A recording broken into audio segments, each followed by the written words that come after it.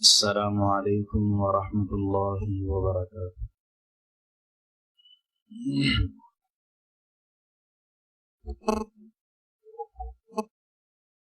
ان الحمد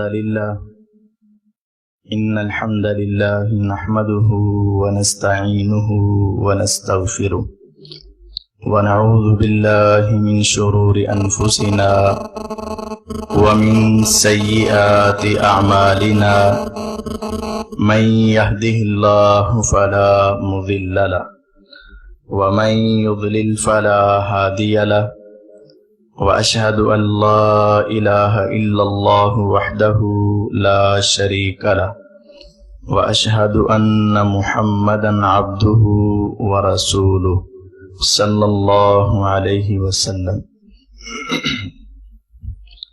أما بعد فإن خير الحديث كتاب الله وخير الهدي هدي محمد صلى الله عليه وسلم وشر الأمور محدثاتها وكل محدثة بدعة وكل بدعة ضلالة وكل ضلالة في النار۔ فأعوذ بالله السميع العليم من الشيطان الرجيم، بسم الله الرحمن الرحيم۔ اتل ما أوحي إليك من الكتاب وأقم الصلاة إن الصلاة تنهى عن الفحشاء والمنكر ولذكر الله أكبر والله يعلم ما تصنعون۔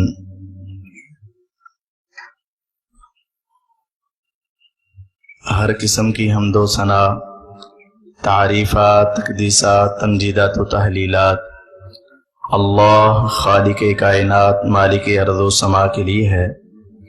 درود و سلام نبی دو جہاں سرور کون و مکان احمد مجتبی حضرت محمد الرسول اللہ صلی اللہ علیہ وسلم کی ذات بابرکات کے لیے ہے۔ مختصر حمد و صلات کے بعد معزز سامعین کرام اور معززات سامعات، آج کا ہماری اس نشست کا پروگرام کا عنوان آپ حضرات سماعت فرما چکے ہیں کہ میں نمازی تو ہوں مگر۔ ہم دیکھتے ہیں اپنی مساجد میں، اپنے محلوں میں، اپنے جاننے والوں میں، اپنے رشتہ داروں اور تعلق والوں میں کتنے ہی ایسے افراد ہیں جو دین سے کوسوں دور ہیں، جنہوں نے آج تک کبھی مسجد کا چہرہ نہیں دیکھا۔ کچھ ایسے ہیں جنہوں نے آج تک کبھی نماز پڑھ کر نہیں دیکھی۔ وہ گناہ کریں، غلطیاں کریں، نافرمانیاں کریں، جرم تو ان کا بھی ہے لیکن وہ اتنا دکھ نہیں دیتا جتنا دکھ اس وقت ہوتا ہے کہ جب ہمارے ساتھ کھڑے ہونے والے، اللہ کے سامنے حاضری دینے والے، اللہ کے سامنے ہاتھ باندھ کے کھڑے ہونے والے، اللہ کے سامنے سر سجدے میں رکھنے والے اور برسوں کے نمازی، یہاں تک نمازی کہ ماتھے پر محراب بن جائیں، پاؤں کے اوپر نشان پڑ جائیں، گھٹنوں کے اوپر اثرات نظر آئیں، لیکن اس کے باوجود ہم دیکھتے ہیں کہ اس کی نماز کے اندر انسان کے استعمال ہونے والے اعضاء، یوں تو ساری نماز کے اندر سارا جسم ہی انسان کا استعمال ہوتا ہے، لیکن عام طور پر کثرت کے اندر استعمال ہونے والی زبان، استعمال ہونے والے ہاتھ، استعمال ہونے والی نگاہ، انسان کا یہ وجود اور انسان کا یہ دل و دماغ جو کثرت کے ساتھ استعمال ہوتا ہے، ہم دیکھتے ہیں کہ یہی نماز کے اندر زیادہ استعمال کرنے والا، اس کے یہی اعضاء گناہ کے اندر بھی زیادہ استعمال ہوتے ہیں۔ ہونا تو یہ چاہیے تھا کہ جو ہاتھ دھو کر صاف کر کے اللہ کے سامنے لائے جائیں، جو زبان کلی کر کے اللہ کے سامنے لائی جائے، جو آنکھ کو دھو کر اللہ کے سامنے لایا جائے، جس پیشانی کو اللہ کے سامنے جھکایا جائے، جس وجود کو اللہ کے سامنے لا کر کھڑا کر کے اپنی بندگی کا اظہار کیا جائے، ہونا تو یہ چاہیے تھا کہ اس کا سارا وجود اللہ کی اطاعت تابعداری میں، جس طرح نماز میں کھڑا ہے اس طرح وہ بات کے اندر بھی اللہ کی تابعداری میں لگتا۔ لیکن ہم دیکھتے ہیں کہ اس کا یہی ہاتھ ہے جو نماز میں استعمال ہو، وضو میں استعمال ہو، اور یہی ہاتھ ہے جو ظلم بھی کر رہا ہے، ستم بھی کر رہا ہے، غصب بھی کر رہا ہے، چوری بھی کر رہا ہے، مال بھی چھین رہا ہے، ماتحت افراد کے اوپر اپنے ہاتھ کا ناجائز استعمال بھی کر رہا ہے۔ یہی وہ زبان ہے جو ابتدا سے لے کر انتہا تک اللہ کی تعریفات میں چلنے والی، نماز کے بعد یہی زبان ہوتی ہے، جھوٹ اس پر ہے، یہی زبان ہوتی ہے، وعدہ خلافی اس پر ہے، یہی زبان ہوتی ہے، چغلی اس پر ہے، یہی زبان ہوتی ہے، غیبت اس پر ہے، یہی زبان ہوتی ہے جو بڑے بڑے گناہوں کے اندر ملوث ہوتی ہے۔ اور یہی انسان کی آنکھ جو نماز کے اندر تو ایک جگہ پر ٹھہر گئی تھی، اس سے آگے نہیں کرنا، کہتا ہے نہیں کرتا، دائیں نہیں دیکھنا، کہتا ہے نہیں دیکھتا، بائیں نہیں دیکھنا، کہتا ہے نہیں دیکھنا۔ جب شریعت نے کہہ دیا اپنی نگاہ کو اپنے سجدے کی جگہ پہ رکھ، اس نے کہا مان لیا، لیکن ہم دیکھتے ہیں جو ہی مسجد سے باہر نکلتا ہے اس کی نگاہ آوارہ عورتوں کے اوپر، اس کی نگاہ گندی عورتوں کے اوپر، اس کی نگاہ گندی فلموں کے اوپر، اس کی نگاہ گندے ڈراموں کے اوپر، اس کی نگاہ کا غلط استعمال ہے۔ اس طرح آپ دیکھ لیجئے، کان کے ساتھ نماز کے اندر قرآن کی تلاوت سن کے بڑا سرور آتا تھا، بڑا مزہ آتا تھا، بڑی لذت آتی تھی۔ دور دراز کا سفر کر کے کہتا تھا اس قاری صاحب کی آواز سنیں گے، تراویح وہاں پڑھیں گے، نماز وہاں ادا کریں گے، بڑی لذت آتی ہے۔ لیکن نماز کے بعد اس نمازی کو کیا ہوا کہ یہی کان تو وہی ہے جس سے قرآن سنے تجھے سکون آتا تھا، یہی باہر نکلتا ہے اسی قرآن کی آواز سننے والا یہ کان، اسی کان کے اندر گانے کی آواز آئے، میوزک کی آواز آئے، اس کے اندر قوالی کی آواز آئے، طرح طرح کے گناہوں کی آواز آئے، ڈھول ڈھاپ کی آواز آئے، تو یہ بڑا راضی ہو جاتا ہے۔ یہی دل ہے جس کو لے کر اللہ کے سامنے آیا تھا، توجہ لے کر کھڑا ہوا تھا، لیکن یہی دل ہے، اس میں حسد بھی ہے، بغض بھی ہے، کینہ بھی ہے، نفرت بھی ہے، عداوت بھی ہے، سارے گناہوں کا منبع وہی اعمال بنے جو ہاتھ نماز میں استعمال ہوا، وہی گناہ میں، جو آنکھ نماز میں، وہی گناہ میں، جو زبان نماز میں، وہی گناہ میں، جو پیشانی نماز میں، وہی گناہ میں، جو دل نماز میں، وہی گناہ میں۔ آخر وجہ کیا ہے؟ سوچنا تو ہے۔ ایک طرف اللہ کا فرمان ہے وَأَقِمِ الصَّلَاةَ، نماز قائم کیجئے، فائدہ کیا ہوگا؟ إِنَّ الصَّلَاةَ تَنْهَا عَنِ الْفَحْشَاءِ وَالْمُنْكَرِ، بے شک اللہ فرماتے ہیں اِنَّا کا معنی بے شک، اس بات میں شک نہ کرنا، کبھی اس کے بارے میں سوچنا بھی نہ کہ غلط ہو۔ اللہ کا فرمان تو پہلے ہی بڑا سچا ہے، لیکن اللہ نے فرمایا إِنَّ الصَّلَاةَ، بے شک نماز تنہا روکتی ہے، رکاوٹ ڈالتی ہے، سپیڈ کو ختم کرتی ہے، رخ کو موڑتی ہے، اس کے سارے چلنے والے کاموں سے روکتی ہے۔ تنہا عن الفحشاء والمنکر، یہ نماز بے حیائی برائی کے کاموں سے روکتی ہے۔ حتیٰ کہ یہ کافر بھی سمجھتے تھے کہ نماز روکتی ہے۔ قرآن مجید اٹھاؤ، قالوا یا شعیب اصلاتک تأمرک ان نترک ما یعبد آباؤنا او ان نفعل فی اموالنا ما نشاء انک لانت الحلیم الرشید۔ اے شعیب علیہ السلام، کافروں نے کہا کیا تیری نماز یہ ہمیں حکم دیتی ہے کہ ہم اپنے باپ دادا کا دین چھوڑ دیں، ان کی رسم و رواج چھوڑ دیں، ان کے کام کاج چھوڑ دیں، ان کے پیچھے چلنا چھوڑ دیں؟ اور کیا تیری یہ نماز کہتی ہے ہم اپنے کاروبار میں، لین دین میں، تجارت میں، اپنے لین دین کے مسائل میں تیری بات مان لیں اور تیرے پیچھے لگ جائیں، اپنی منمانی چھوڑ دیں، اپنی مرضی چھوڑ دیں، باپ دادا کا دین چھوڑ دیں؟ تیری نماز یہ کہتی ہے؟ وہ بھی سمجھتے تھے کہ نماز کچھ نہ کچھ اثر رکھتی ہے۔ اللہ کے نبی صلی اللہ علیہ وسلم تشریف فرما، ایک آنے والا آیا، اے پیغمبر علیہ السلام ایک شکایت کرنی ہے، فرماؤ۔ فرمایا آپ کا یہ صحابی ہے نا؟ جی ہاں ہے، ابھی نیا نیا مسلمان ہوا۔ یہ آپ کا صحابی ایسا ہے، رات کا وقت ہوتا ہے مصلی پر آ جاتا ہے، رب کو منانا شروع کر دیتا ہے، نماز پڑھنا شروع کر دیتا ہے، لیکن دن ہوتا ہے تو چوری کے لیے نکل جاتا ہے، لوگوں کا مال لے لیتا ہے۔ فرمایا اگر تو سچ کہہ رہا ہے کہ رات کی تنہائی میں یہ مصلی پر کھڑا ہوتا ہے، نماز کے لیے آتا ہے، پھر چند دن صبر کر لو، ستنہاہ اما تقول، دیکھنا ساری زندگی کی بری عادات کو اس کی نماز روک کے دکھائے۔ پیغمبر علیہ السلام نے فرمایا روکے گی، اللہ فرماتے ہیں روکے گی۔ اللہ کا قرآن سچا ہے، اس سے بڑی سچی حقیقت اور کوئی نہیں۔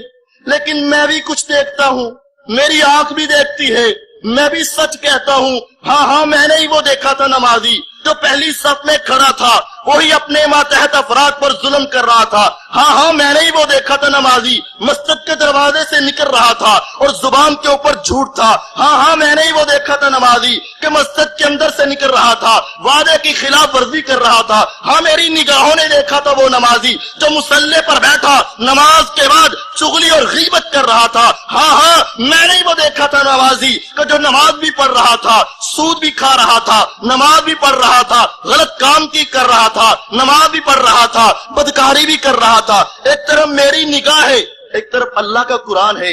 دیکھا تو میں نے بھی سچ ہے، کہا تو اللہ نے بھی برحق ہے، دیکھا میں نے بھی نہیں غلط، لیکن اللہ نے بھی غلط نہیں کہا۔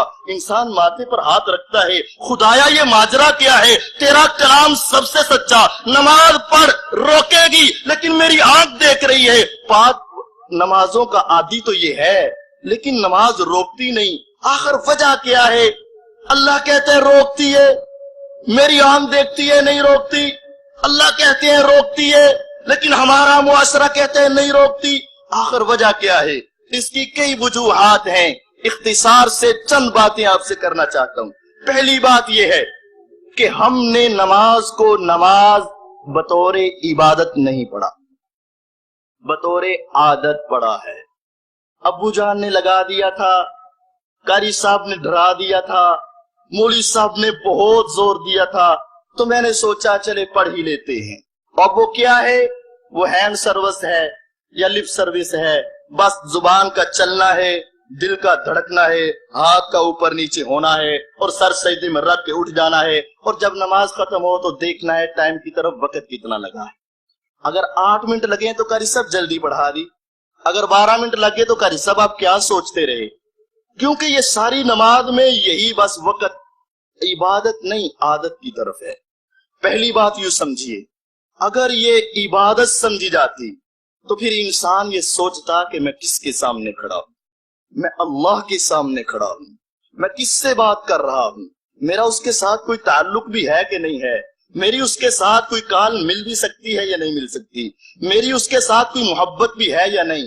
کائنات کے رب کی قسم، اگر انسان کو اللہ سے محبت ہو اور اللہ کے سامنے کھڑا ہو جائے پھر انسان کی نماز اس کو روکے گی۔ آپ یوں سمجھیں، کسی غیر بندے کا فون آئے، آپ نیند کے اندر ہوں، بات آپ مختصر کریں گے، آپ رستے کے اندر ہو، بات چھاٹ کر دیں گے، کسی کو نہیں پہچانتے، تیرے دل میں اس کی محبت نہیں ہے، فون آئے بات کرو، اگتا جاؤ گے۔ لیکن اگر اسی مقام پر تیرے والد کا فون آئے، تیری والدہ کا فون آئے، تیرے اہل خانہ کا فون آئے، تیرے محبت والے کا فون آئے، نیند اڑ جائے گی، پیار اس کی طرف چلا جائے گا، رستے کے اندر بریک لگ جائے گی، کال اس سے مل جائے گی، تعلق اس سے جڑ جائے گا، تو چاہے گا تھوڑی سی بات اور کر لوں، ابھی تو میرا مسئلہ یہ بھی ڈسکس کرنے والا ہے، ابھی تو میں نے یہ بھی بات کرنی تھی، ابھی تو میں نے یہ بھی پوچھنا تھا، ابھی تو میں نے یہ بھی کہنا تھا، ابھی تو یہ بھی حالات پوچھنے تھے۔ جب تعلق ہوتا ہے رشتہ دار کے ساتھ، تعلق ہوتا ہے ماں باپ کے ساتھ، تعلق ہوتا ہے والدین کے ساتھ، تعلق ہوتا ہے اپنے اہل خانہ کے ساتھ، پھر محبت سے، پیار سے، الفت سے، لذت سے بات کو بڑھا دیتے ہو۔ اور اگر تمہارے دلوں میں والذین آمنوا اشد حبا للہ، اہل ایمان کی نشانی یہ ہے کہ کائنات کی ساری ہستی سے بڑھ کر ایک آسمان کے رب کے ساتھ محبت کرتے ہیں۔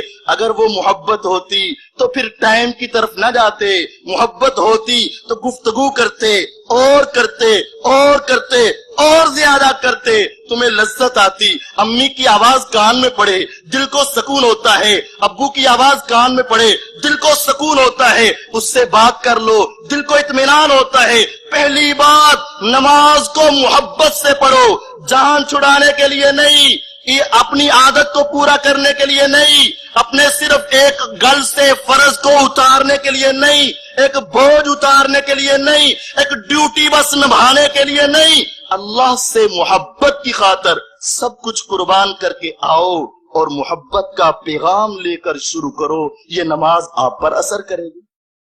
دوسری بات، ہم نماز تو پڑھتے ہیں لیکن اس نماز کے اندر ہمارا یقین بھی نہیں ہے۔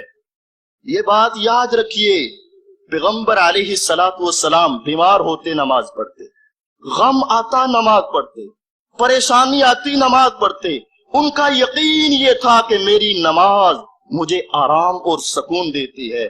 قم یا بلال اذن بالصلاۃ ارحنا بہا، بلال کھڑے ہو جاؤ، اذان کہہ دو، نماز پڑھ لے، میں محمد کو سکون مل جائے صلی اللہ علیہ وسلم، آرام مل جائے، راحت مل جائے۔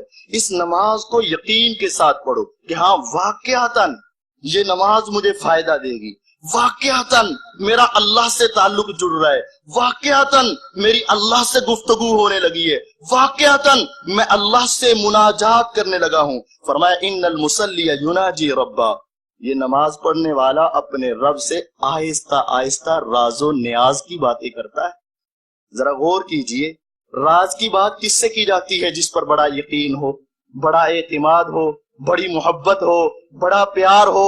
ہر گزرنے والے سے آپ راز کی بات نہیں کرتے، ہر گزرنے والے کے کان میں آہستہ آہستہ بات نہیں کرتے، صرف بات اسی کے ساتھ ہوتی ہے جس کے ساتھ محبت اور یقین ہوا جاتا ہے۔ تو انسان کو دوسری بات، یقین کے ساتھ نماز پڑھے۔ تیسری بات کہ انسان اپنی اس نماز کے اندر اپنی چلنے والی حالت اور اپنی پڑھنے والی حالت پر غور کرے۔ یہ ہے نماز جو سب سے زیادہ مظلوم سمجھی جاتی ہے اور ہے بھی حقیقت۔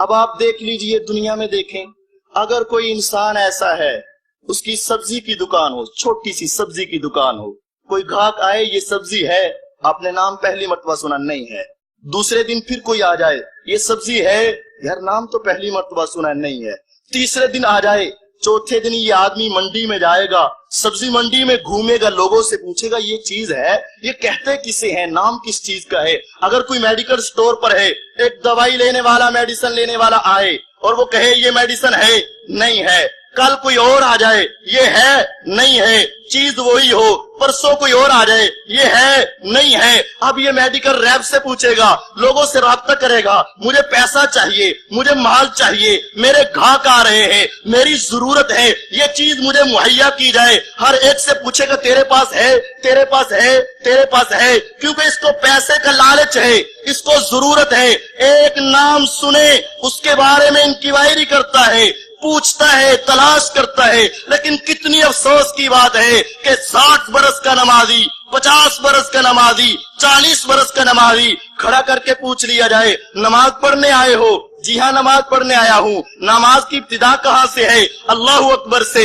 انتہا کہاں سے ہے؟ السلام علیکم ورحمت اللہ سے۔ بری کیا کرنے آئے ہو؟ نماز پڑھنے آیا ہوں۔ نماز میں بات کس سے کرو گے؟ اپنے مالک سے بات کریں گے۔ کیا کہو گے؟ میں یہ پڑھوں گا۔ اس کا مطلب بھی پتا ہے، ترجمہ بھی معلوم ہے، جانتے ہو کیا کرنے لگے ہو؟ نہیں قاری صاحب، بات تو یہ ہے کہ مجھے انگلش کی بڑی بڑی سٹوریاں یاد ہیں، ان کے معانی یاد ہیں، روزانہ اخبار تو پڑھ لیتا ہوں، ڈائجسٹ تو میرے ہاتھ کی بات ہے، میرے موبائل پر آنے والے میسج کوئی بھی میرے پڑھے بغیر نہیں جاتا۔ اگر مجھے اپنے میسج کی سمجھ نہ آئے، قریب بیٹھے سے پوچھ لیتا ہوں، دیکھنا یار یہ کمپنی والے کیا کہہ رہے ہیں، دیکھنا یار اس کا مطلب کیا ہے، یہ کیا مجھ سے مطالبہ کر رہا ہے۔ لیکن افسوس یہ ہے 40 سال گزر چکے. ہاں اس کا ترجمہ بھی آتا ہے کہ تو قیام میں کیا پڑھتا ہے. نہیں مجھے تو نہیں آتا, بس میں سپیڈ سے پڑھ جاتا ہوں. کیا رکوع میں اللہ سے کیا کہتا ہے مجھے تو نہیں پتا, میں کیا کہتا ہوں. سجدے میں اللہ سے کیا مانگ رہا ہے,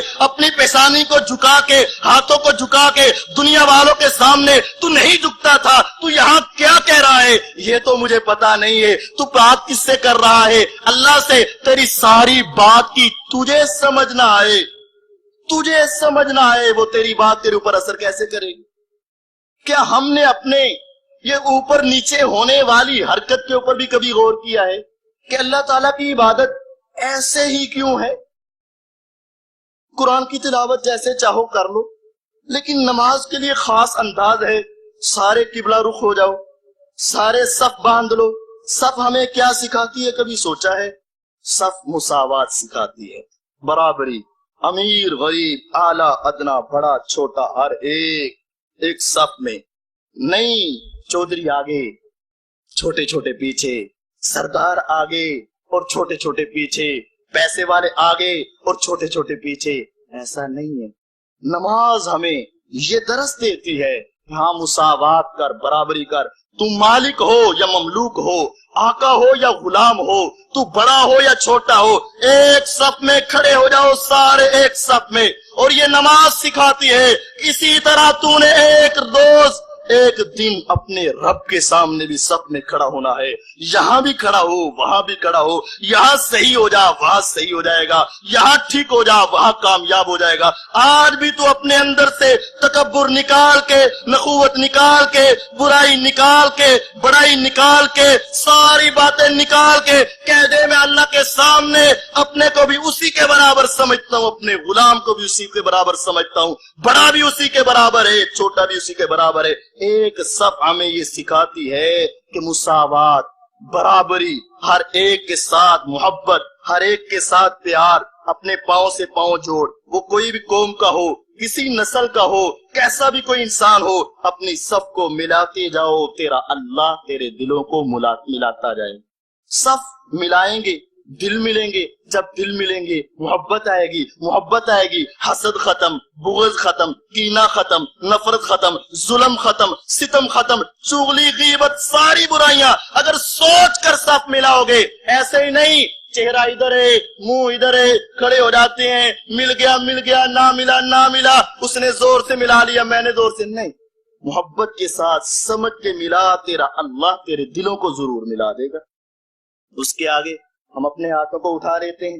یہ میرا ہاتھوں کو اٹھانا ایک رکعت کے اندر بار بار, 2 رکعت کے اندر بار بار, یہ ہاتھ کو اٹھانے کا مقصد کیا ہے؟ کیا یہ کیا کہتا ہے؟ انگلش ہینڈز اپ, عربی رفع الیدین, اردو ہاتھوں کو اٹھانا. ہینڈز اپ کو آپ سمجھتے ہیں, رفع الیدین کو نہیں سمجھتے. ہینڈز اپ جب کہا جاتا ہے ہینڈز اپ تو اپنے ہاتھ اٹھا لیتے. مطلب کیا ہے؟ اب تیری مرضی نہیں چلے گی, اب تیرا ہاتھ اپنی مرضی سے جیب کی طرف نہیں جا سکے گا, اب تیرا ہاتھ اپنی مرضی سے جہاں چاہے گا نہیں رکھ سکے گا. تجھے ہینڈز اپ کر دیا ہے اور بار بار کر دیا ہے, تو ہینڈز اپ ہو جا. جب انسان یہ سوچ کر کہتا ہے کہ اللہ کے سامنے میں ہینڈز اپ ہو رہا ہوں, جو اللہ کے سامنے یہاں اپنے ہاتھوں کو جہاں اللہ کہتے ہیں, رکوع میں کہا گھٹنوں پر رکھ لے, تو کہا گھٹنوں پر رکھ لوں گا. سجدے میں کہا اپنے کندھوں کے برابر رکھ لے, کہا رکھ لوں گا. کہا تشہد کے اندر اپنے گھٹنوں پر رکھ لے, اپنی ران پہ رکھ لے, کہا رکھ لوں گا. جب ساری نماز میں تیرا ہاتھ اللہ کے کہنے کے مطابق, کبھی ایسا نہیں ہوگا کہ تو نے ہاتھ کھڑا کیا ہو, اللہ فرمائے باندھ لے, تو کہے نہیں. اللہ فرمائے گھٹنے پر رکھ رکوع میں, تو کہے نہیں. سجدے میں رکھ زمین پر, کہے نہیں. تشہد میں رکھ اپنی ٹانگ کے اوپر, اپنی ران کے اوپر, کہے نہیں. وہاں یہاں سارے مانتے ہو تو یہ سمجھ لو میرا ہاتھ اللہ تعالیٰ نے پریکٹس کروائی. اللہ نے کہا اٹھا, میں نے اٹھایا. کہا باندھ لے, میں نے باندھ لیا. کہا چھوڑ دے, میں نے چھوڑ دیا. کہا رکوع میں رکھ, میں نے رکھ لیا. کہا زمین پر رکھ, میں نے رکھ لیا. کہا اپنی ٹانگ کے اوپر رکھ, کہا رکھ لیا. جب ساری نماز میں اللہ نے پریکٹس کروا لی, اور سوچ لو بار بار میں اپنے ہاتھ کو اپنی مرضی سے استعمال نہیں کرتا, تو اسی طرح نماز کے بعد بھی اپنی مرضی سے اس کا استعمال نہیں کروں گا. جب یہ تصور آئے پھر ظلم ختم, پھر حاجی صاحب چور نہیں بنیں گے, پھر محراب پڑا ہوگا کم نہیں تولیں گے, پھر یہ محراب پڑا ہوگا، ظلم نہیں کریں گے، کسی کا مال غصب نہیں کریں گے، اس کو معلوم ہوگا کہ میں اللہ کے سامنے ہینڈز اپ اسی ہاتھ سے ہوتا ہوں اور میں کہتا ہوں اللہ جیسے تم کہو گے تب ویسے میں کروں گا، جہاں کہو کھڑا کر، میں نے کھڑا کیا، رکھ لے رکھ لیا، اٹھا لے اٹھا لیا، رکھ لے رکھ لیا، جیسے جیسے اللہ کہتے ہیں میں نماز میں کرتا ہوں۔ اس پریکٹس کو بعد میں یاد رکھو اور یہی تیرا ہاتھ پھر تیرے لیے روکنے کا سبب بنے گا۔ اس ہاتھ کو باندھ لیا، یہ ہاتھ تیرے لیے، باندھ لے باندھ لیا، روک لے روک لیا، نہیں چھوڑنا نہیں چھوڑتا، تو پھر جہاں اللہ فرمائیں گے یہاں سے روک لے وہاں روکنا پڑے گا، ایسے کر لے ایسے کرنا پڑے گا۔ اسی طرح آپ اپنی پڑھنے والی بات کے اوپر میں زیادہ توجہ دیتا ہوں، پڑھنے والی بات پر بھی غور کریں۔ ہم اللہ اکبر کہتے ہیں، کوئی بھی انسان کسی فرقے کا ہو اپنی نماز میں یہ اللہ اکبر کتنی مرتبہ کہتا ہے؟ 2 رکعات میں تقریباً 11 مرتبہ، 4 رکعات میں تقریباً 18 سے 20 مرتبہ، اور یہ ایسا ذکر ہے پوری نماز میں سب سے زیادہ مرتبہ کیا جانے والا یہ ذکر ہے۔ نماز شروع کرو، بلکہ اس سے بھی پہلے چلے جاؤ تو اذان میں، اقامت میں، نماز کی ابتدا میں، نماز کی انتہا میں، رکوع جاؤ تو تب بھی، سجدے میں جاؤ تو تب بھی، سجدے سے اٹھو تو تب بھی، سجدے میں جاؤ تو تب بھی، سجدے سے اٹھو تو تب بھی، یہ بار بار اللہ اکبر۔ اس کا مطلب کیا ہے؟ یہ بات زیادہ سمجھائی جا رہی، بات زیادہ ذہن میں داخل کی جا رہی ہے کہ اللہ اکبر، اللہ سب سے بڑا ہے۔ اپنے آپ کو بڑا مت سمجھیے گا، اپنے آپ کو بہت بڑا مت سمجھیے گا۔ پیسہ تیرے پاس ہوگا، عہدہ تیرے پاس ہوگا، مرتبہ تیرے پاس ہوگا، دنیا کی چودراہٹ تیرے پاس ہوگی، لیکن اللہ اکبر، اللہ سب سے بڑا ہے، ساری کائنات سے بڑا ہے۔ اور یہ جملہ ایسا ہے، خوشی کا کوئی مقام ہو تب بھی سب سے زیادہ اللہ اکبر، عید کی نماز میں جنازے کا مقام ہو تب بھی سب سے زیادہ اللہ اکبر۔ اس کا مطلب کیا ہے؟ لوگوں سوچ لو، دنیا کے سامنے جھکنا نہیں ہے، دنیا کے سامنے تم نے بکنا نہیں ہے، دنیا کے سردار کو دیکھ کر سلوٹ مار جاؤ، دنیا کے اندر بڑے کو دیکھ کر ظلم سے بعد آ جاؤ، دنیا کے اندر بڑے کو دیکھ کر اپنے رستے کو تبدیل کرنے والوں سن لو، اللہ اکبر، میرا اللہ سب سے بڑا ہے، وہ اللہ سب سے بڑا ہے، پوری کائنات سے بڑا ہے۔ سب کے سامنے تم کھڑے ہو سکتے ہو اور سب کے سامنے ڈٹ جاؤ، لیکن ایک اللہ کے سامنے جھک جاؤ۔ اللہ تمہیں یہ کہہ رہے ہیں، اللہ اکبر، مطلب یہ ہے کہ انسان اپنی ساری چیزوں کو چھوڑ دے، اپنی خواہشات، تمنائیں، آرزویں سب کو چھوڑ دو، اللہ اکبر، اللہ سب سے بڑا ہے۔ یہاں مجھے ایک بات یاد آئی کہ اللہ کا تعالیٰ کا تصور تو ہم نہیں کر سکتے کہ اللہ کتنا بڑا ہے، لیکن ذرا سائنس کے اعتبار سے لوگ سمجھاتے ہیں کہ ذرا غور کیجئے، یہ پوری کائنات کیا اپنا پاکستان، ہم میں سے کوئی ایسا نہیں ہے جو کہے پاکستان کا چپا چپا میں نے دیکھا ہے، نہیں ہے۔ پاکستان جیسے ہزاروں ممالک، ہزاروں، اور وہ سارے ممالک مل جائیں، سائنسدان کی تحقیق کے مطابق یہ نکلنے والا، چمکنے والا، دمکنے والا سورج پوری دنیا سے 12 لاکھ گنا بڑا ہے۔ ذرا غور کیجئے، یہ چمکنے والا سورج اس کرۂ ارض اور زمین سے ان کے اندازے کے مطابق تقریباً 12 لاکھ گنا بڑا ہے، اور اس سورج سے بڑے بڑے سیارے اس کائنات کے اندر گھوم رہے ہیں، اس کائنات کے اندر چکر لگا رہے ہیں، اس سے بڑے بڑے سیارے۔ ایک سیارہ دریافت کیا، سائنسدان کی تحقیق کے مطابق وہ سیارہ سورج سے بھی 90 کروڑ گنا بڑا وہ سیارہ ہے، تصور کیجئے۔ اور وہ سیارے اکٹھے ہوں تو ان کو کہکشاں، مجامع النجوم اور گلیکسیز کہا جاتا ہے، اور وہ ساری اکٹھی ہوں تو کلسٹر بنتے ہیں۔ ذرا تصور کیجئے گا، وہ سورج اور اس سورج سے بڑھ کر وہ سیارے، اور سیاروں سے بڑھ کر وہ کہکشائیں، اور وہ کہکشاؤں سے مل کر کلسٹر، اور وہ کلسٹر سارے مل جائیں آسمان سے چھوٹے، کیونکہ یہ سارے آسمان کے نیچے گھوم رہے ہیں، اور ساتوں آسمان اور زمین یہ اللہ کی کرسی کے مقابلے میں اتنے چھوٹے ہیں کہ القاتن ملکاتن، جیسے کوئی بہت کھلا میدان ہو، اس کے اندر ہاتھ میں پہننے والی چھوٹی سی چھلا اور چھوٹی سی انگوٹھی کو پھینک دیا جائے، یہ سارے سیارے مل کر کرسی کے مقابلے میں اتنے چھوٹے ہیں۔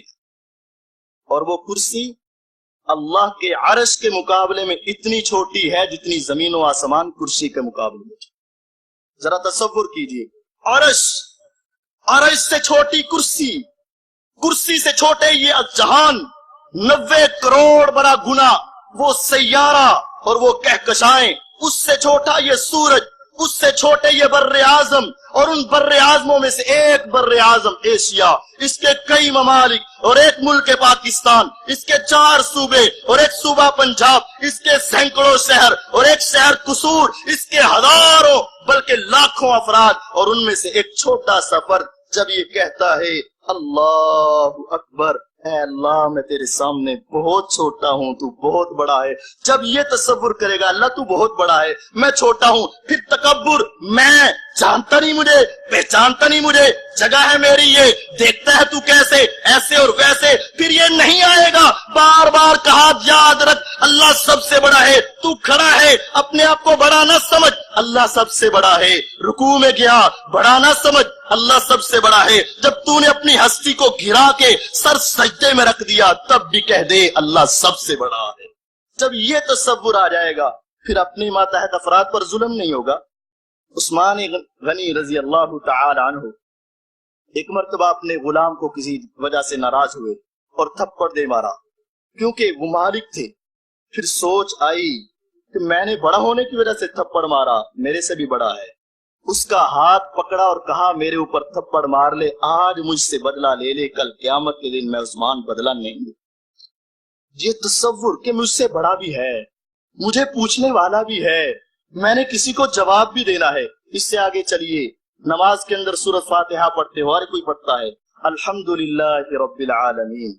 کیا مطلب اس کا, کیا مطلب کہ جب رحمت ہو جائے تو فلاں کا کرم ہے, فلاں نے دیا ہے, یہ مال اس نے دیا, یہ صحت اس نے دی, یہ اولاد اس نے دی, اور جب مصیبت آ جائے تو یہ اللہ کا حکم نہیں.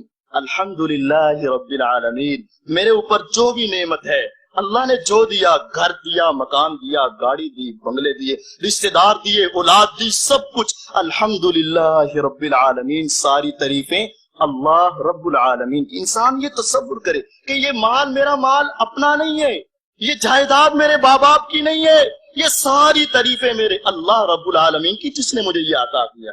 الرحمن الرحیم, پھر انسان اللہ کے قریب ہوگا, اللہ کے قریب. میرا رب بے حد مہربان, نہایت رحم کرنے والا, بہت رحیم ہے, بہت کریم ہے, بہت بخشنے والا, اتنا مہربان ہے. اٹھاؤ صحیح بخاری کی حدیث, اللہ کے نبی صلی اللہ علیہ وسلم نے فرمایا قیامت کے روز اللہ ایک بندے کو بلائیں گے اور اس کے سارے نامہ اعمال کو ایک سائڈ پر کر کے رکھیں گے اور محبت کے ساتھ, رحمان ہے نا وہ, رحیم ہے نا وہ, میرے سامنے کوئی غلطی کر دے, میری کوئی نافرمانی کر دے, میرے مال پر ہاتھ اٹھا دے, میرے بارے میں بات کر دے, میرے بارے میں تھوڑا سا ذرا زبان کو چلا لے, ہاں میرے پاس آیا, میری داڑھ کے نیچے آ, کبھی میرے چکر میں آ, تجھے زندہ نہیں چھوڑوں گا, تیرے سے بدلے لے لے کے چھوڑوں گا. لیکن جب یہ پڑھا جائے نا میرا رب رحمان ہے, گناہ کر لو, غلطی کر لو, نافرمانی ہو جائے, اس کو منا لو, وہ میرا رب مان جاتا ہے. فرمایا اللہ محبت کے ساتھ اپنے بازو کو اس آدمی کے اوپر رکھ کے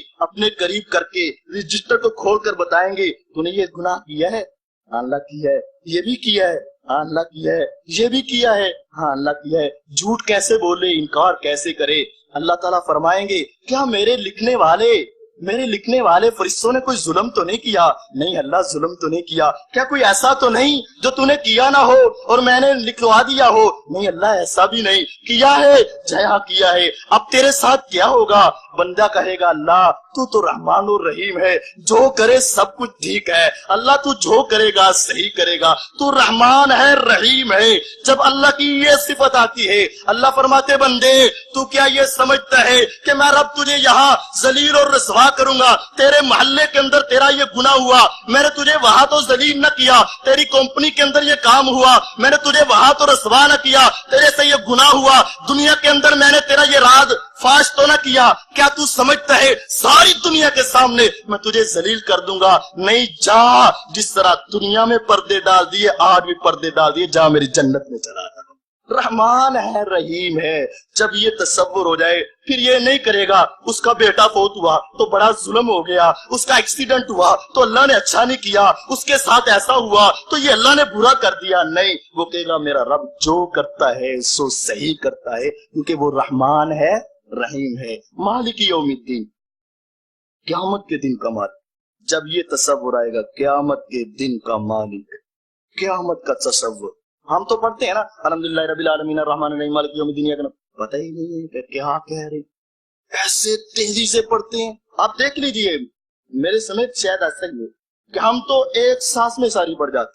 کبھی غور کیا مالک یوم الدین, قیامت کے روز کا مالک, قیامت کا مالک. کوئی معمولی بات ہے قیامت؟ اس کی گرمی, اس کی ہیبت, اس کا روب, اور اس وقت اللہ کی پکڑ اور اللہ کا غصہ کوئی معمولی بات نہیں ہے. عبداللہ ابن عمر رضی اللہ تعالیٰ عنہ, جب قیامت کا تصور آ جائے نا پھر زندگی بدل جایا کرتی ہے. عبداللہ ابن عمر رضی اللہ تعالیٰ عنہ عرب کی سرزمین ہے, دوپہر کے وقت سفر میں جا رہے ہیں, چلچلاتی دھوپ, تھوڑا سا سایہ ملا, بیٹھ گئے. یا غلام, آئے میرے نافع غلام, لا سفرہ بچھا, کھانا لگا, کھانا کھلا. کھانا کھانے لگے, سفرہ بچ گیا, دسترخوان لگ گیا. نگاہ اٹھی تو دور دیکھا کہ ایک نوجوان بکریاں چرا رہا ہے. دل میں خیال آیا بچہ ہے, نوجوان ہے, تھک چکا ہوگا, دوپہر کا وقت ہے, بھوک بھی لگی ہوگی. نافع جا اس کو بلا, وہ آئے کھانا کھائے. نافع گئے, بلایا اور کہا کہ یا غلام کل مانا, چچا اے میرے بیٹے, میرے بھتیجے, ہمارے ساتھ مل کے کھانا کھا لے. وہ کہنے لگا اے میرے چچا جان, بات آپ کی ٹھیک ہے, اللہ آپ کو برکت دے, انی صائم, بات تو یہ ہے کہ میں روزے دار ہوں. اتصوم فی یوم حار شدید سموم وانت ترى الغنم فی هذه الجبال. حیران ہوئے, رمضان کا مہینہ تو نہیں, کیا تو اتنی سخت گرمی کے اندر روزہ رکھ رہا ہے؟ عرب کی سرزمین, چلچلاتی دھوپ, دوپہر کا وقت, سورج آگ برسا رہا ہے, پتھر آگ نکل رہے ہیں, نکال رہے ہیں, اور اسے موسم میں نفلی روزہ اور دوپہر کا وقت, بکریوں کو چرانے والے, عرب کی سرزمین, پہاڑوں کا علاقہ, یہ کیا ہوا؟ اس نے آگے جو جواب دیا, کائنات کے رب کی قسم سونے کے پانی سے لکھ لیا جائے تب بھی حق ادا نہیں. انی استعد لیوم احر من. چچا آپ کی بات ٹھیک ہے, گرمی کا موسم ہے, فردی روزہ نہیں ہے, دوپہر کا وقت ہے, چلچلاتی دھوپ ہے, عرب کی سرزمین ہے, بکریوں کو چرانا آسان کام تو نہیں ہے, لیکن مالک یوم الدین, میرے دل و دماغ میں یہ بات بیٹھی ہوئی ہے, قیامت آئے گی, گرمی آئے گی, سختی آئے گی, 50,000 سال کا دن ہوگا. چچا آج کی گرمی برداشت کر کے قیامت کی گرمی کو ٹھنڈا کر رہا ہوں, اس کی گرمی کے لیے تیاری کر رہا ہوں. آزمانا چاہا واقعتاً اتنا نیک ہے جس کو قیامت کا تصور ابھی آ گیا. کہا پھر ایسا کر لے, ایک بکری ہمیں بیچ دے, ہم تجھے پیسے بھی دے دیں گے, مالک کو کہہ دینا گم ہو گئی, پہاڑوں کی سرزمینیں گم ہو ہی جایا کرتی ہیں. اس نے کہا بات تو آپ کی ٹھیک ہے, میں کہہ سکتا ہوں, لیکن مالک کی اجازت کے بغیر تو نہیں نا. کہنے لگے مالک کو کیا پتا چلے گا, مالک کو کہہ دینا کہ گم ہو گئی, بھیڑیا لے گیا, پیسے بھی لے لے, بکری بھی دے دے, ذبح کریں گے, تیری افطاری کا سامان کریں گے. آزما رہے تھے. اس نے کہا چچا بات آپ کی ٹھیک ہے, بات آپ کی ٹھیک ہے, اپنے مالک کو جو کہوں گا سو مان جائے گا, کہوں گا گم ہوئی کہے گا ٹھیک ہے, کہوں گا بھیڑیا لے گیا کہے گا ٹھیک ہے, لیکن مجھے ایک بات کا جواب دے, این اللہ, میرا اللہ کہاں ہے؟ وہ تو دیکھ رہا ہے. آج تو اپنے مالک کو میں راضی کر لوں گا, قیامت کو جواب کیا دوں گا, اللہ کے سامنے جا کر کیا چہرہ دکھاؤں گا. مالک یوم الدین, قیامت کا تصور. عبداللہ ابن عمر رضی اللہ عنہ واپس آئے, کہا نافع چل واپس چل, مدینے میں پتہ کر یہ غلام ہے کس کا. پتہ کیا فلاں کا, کہا یہ غلام بیچ دے. کہنے لگا اچھے غلام روزانہ نہیں ملتے, نہیں بیچوں گا. فرمایا نہیں بیچ دے, منہ سے قیمت مانگ. منہ سے قیمت مانگی, ادا کی. کہا بکریاں کتنی ہے, 100 سے زائد بکریاں ہیں. کہا قیمت مانگ, قیمت مانگی, ادا کر دی. رستے میں کھڑے ہو گئے, اس کے آنے کا انتظار کرنے لگے. شام کے وقت بکریوں کو ہانکتا ہوا چلتا واپس آیا. شعب الایمان کے اندر یہ واقعہ موجود ہے, علامہ بہقی رحمہ اللہ نے نقل کیا ہے. جب رستے میں آیا کہا رک جا, آج اس مالک کے گھر میں جانے کی ضرورت نہیں ہے، اس کی غلامی کی ضرورت نہیں ہے، جہاں میں نے تجھے اللہ کے رستے میں آزاد کر دیا ہے، بکریاں تحفے میں عطا کر دی ہیں، اپنے گھر میں چلا جا۔ جب مالک یوم الدین کا تصور آئے پھر زندگی ایسے بدل جایا کرتی ہے۔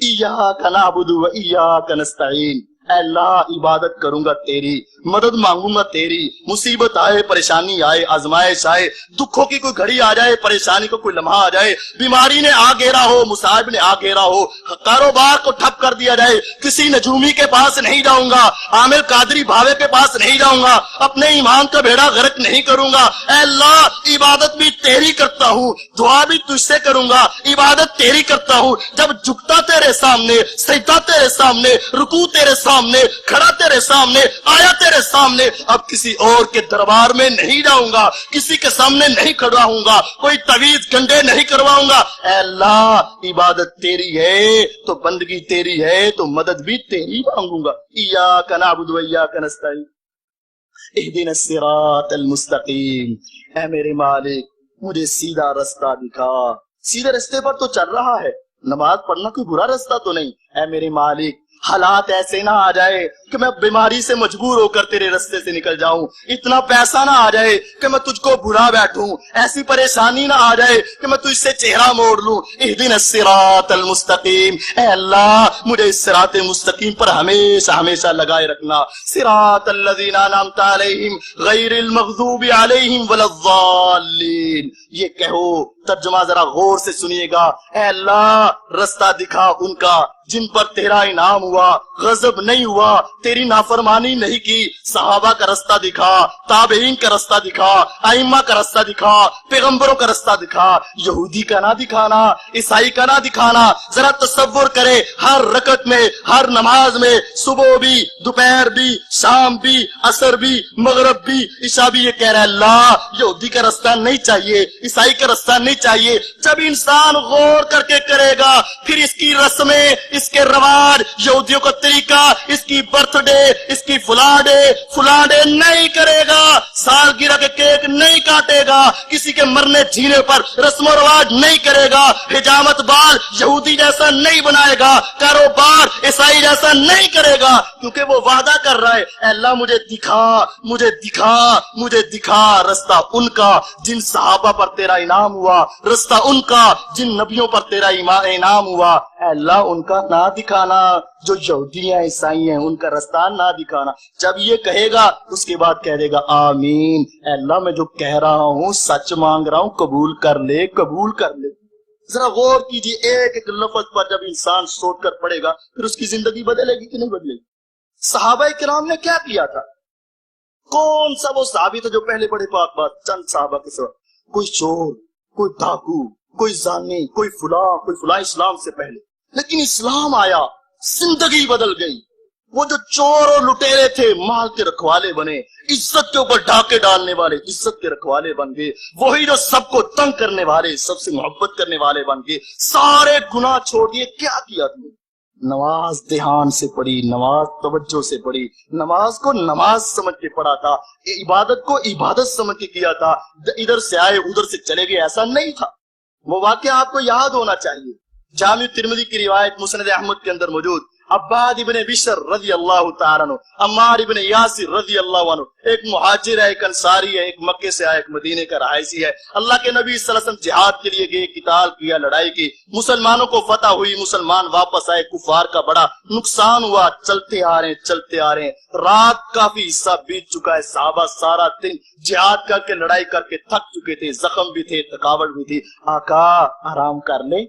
فرمایا نہیں، ایسا نہیں ہے، کہیں ہم سو گئے، آنکھ لگ گئی، دشمن کا نقصان ہوا، تعاقب میں آیا، ہم کو سوتے ہوئے پا لیا، وہ پکڑ لے گا اور بڑا نقصان کرے گا۔ نہیں، چلو صحابہ چلے، آگے پہنچے، دو بڑے بڑے پہاڑ آئے، درہ آیا، درمیان میں رستہ ہے، ادھر سے اور کوئی رستہ نہیں، ادھر سے اور کوئی رستہ نہیں۔ دو نے کہا، دو آپس میں مسلمان تھے، ایک انصاری ایک مہاجر، آپس کے بھائی تھے، مواخات تھی، یار ایسا نہ کرے، ہم قربانی دیں، ان کو سلا دیں۔ ہاں ٹھیک ہے، اے اللہ کے نبی صلی اللہ علیہ وسلم آپ ان کو کہہ دے کہ آپ اس درے سے آگے نکل کر سو جاؤ، آرام کرو، ہم دو قربانی دیتے ہیں، ہم یہاں پہرا دیں گے، یہاں کھڑے ہیں، हम आपको बता देंगे, दुश्मन आएगा तो समझा देंगे, आप सुला दें। साहबा को सुला दिया, पैगंबर अलैहिस्सलाम सो गए, तो खड़े हैं। अब हमारे पास वक्त फारिग मिल जाए तो मोबाइल काफी है, लेकिन कुर्बान जाऊं सहाबा किराम पर। थोड़ी देर खड़े हुए तो कहने लगे यार ऐसा ना करें कि पिछला पहर है, आसमान दुनिया का रब आसमान दुनिया पर हमें बुला रहा है, हम अल्लाह से थोड़ी सी ताक ना कर ले, बातचीत ना कर ले, गुफ्तगू कर ले, अल्लाह से कलाम कर ले। हाँ बात तो ठीक है आपकी, एक पढ़ लेता है, एक इंतजार कर लेता है, आना तो किसने है, चले हम पहरा दे देते। एक पढ़ना शुरू हुआ और एक बैठ गया, खड़ा था, थके, बैठ गए। आंखें खुली थी लेकिन थकावट तो उनको भी थी ना, लड़े तो वो भी थे।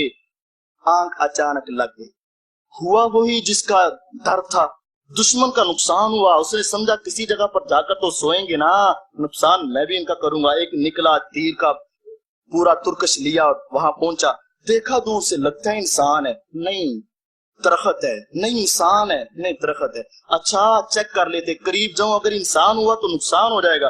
दूर से चेक करता हूं, खड़ा तो ऐसे है, हिलता ही नहीं, लगता है दरख्त है, नहीं कद ऐसा है जैसे इंसान है। दूर से तीर मारता हूं, इंसान हुआ तो हरकत करेगा, मुझे पता चल जाएगा, दरख्त हुआ तो करीब जाने की जरूरत नहीं है। तीर निकाला, मारा, कमर में लगा, नमाज पढ़ रहे हैं, नमाज पढ़ रहे हैं, नमाज जो रोकती है बेहयाई से, खड़े हैं, कोई परवाह नहीं है। दूसरा तीर मारा, कमर में लगा, कोई परवाह नहीं है। खून के कतरात निकले, जमीन पर बहे, उसको पता चला, बेदार हुआ। अजीब मंजर है कि कमर के अंदर तीर लगे हुए, तीर, और वो बैठा हुआ अपनी नमाज पढ़ रहा है। तीरों को निकाला, नमाज खत्म की। फरमाया तूने मुझे बताया क्यों नहीं, नमाज खत्म क्यों नहीं की, मुझे बताता कौन दुश्मन आया था, मैं मुकाबले के लिए निकलता। फरमाया तुझे क्या बताता, मैं रब के साथ मुलाकात, मेरी बात हो रही थी, सूरत कहफ की तिलावत थी, मैंने कहा पहले सूरत पढ़ लेते हैं, बाद में नमाज खत्म कर लेंगे। ये नमाज है, ये रोकती है। ये हमारे पास एक मक्खी आ जाए तो सारी नमाज बर्बाद हो जाती, वो नमाज क्या रोकेगी। ध्यान, तवज्जो, एक एक जुमले पर, एक एक लफ्ज पर, पूरी नमाज के तर्जमे पर और उसके एक एक लफ्ज के ऊपर गौर करो। पैगंबर अलैहिस्सलाम को सारी रात, आपने सारी रात एक आयत को बार बार पढ़ते पढ़ते गुजार दी। सारी रात कैसे गुजारी जाती है, जब उसके तर्जमे पर, उसके ऊपर गौर व फिक्र किया जाए। और ये बात जो मैं आपको बताने लगा हूं शायद अजीब भी लगती है, लेकिन हकीकत है, हकीकत। नमाज ऐसी होनी चाहिए। बसा औकात इंसान बैठा होता है, आंख खुली है, लेकिन जहन और दिलो दिमाग किसी और तरफ मुंतकिल है। गुजरने वाला करीब से गुजर जाता है, इसकी आंख खुली है लेकिन इसको पता नहीं चलता है। ये किसी अपनी सोच में गुम है, करीब से कोई आकर इसको आवाज भी देता है, इसको समझ नहीं आती। उमर इब्ने खत्ताब रज़ी अल्लाह अन्हु रस्ते से गुजर रहे हैं, उस्मान इब्ने अफ़्फ़ान रज़ी अल्लाह अन्हु बैठे हैं और सोचों में गुम है, आंखें खुली हुई हैं, चेहरा उठा हुआ है। करीब से गुजरे उमर इब्ने खत्ताब रज़ी अल्लाह अन्हु, अस्सलामु अलैकुम व रहमतुल्लाह, सलाम लिया, जवाब नहीं दिया। सीधे पहुंचे अबू बकर सिद्दीक रज़ी अल्लाह के पास। कहा अबू बकर रज़ी अल्लाह अन्हु, उस्मान से पूछो उसने मेरे सलाम का जवाब क्यों नहीं दिया। कहा चलो अभी पूछते हैं। कि जाकर पूछा, इसने सलाम लिया, तूने जवाब क्यों नहीं दिया। कहने लगे अल्लाह की कसम, इसने तो सलाम लिया ही नहीं है।